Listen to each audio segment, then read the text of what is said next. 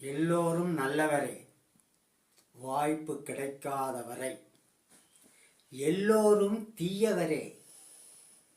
வாய்ப்பு கிடைத்துவிட்டால் நல்லது கெட்டது எதுவாக இருந்தாலும் நீயே உனக்கு நீதிபதி. உன் வழக்குக்கு நீதான் வழக்கறிஞன்.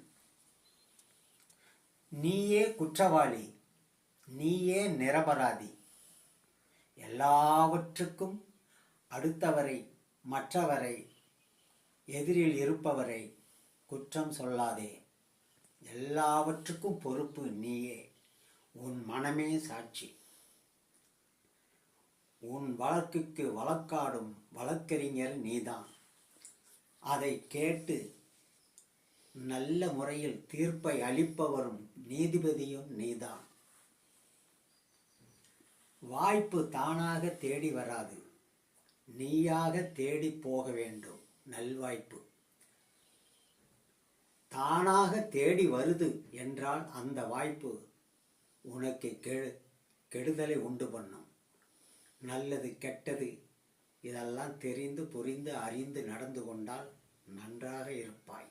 அடுத்தவரை குறை சொல்லாதே.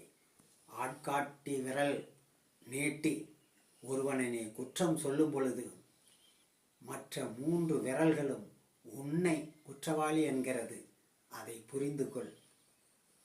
இதுதான் வாழ்க்கை தத்துவம்.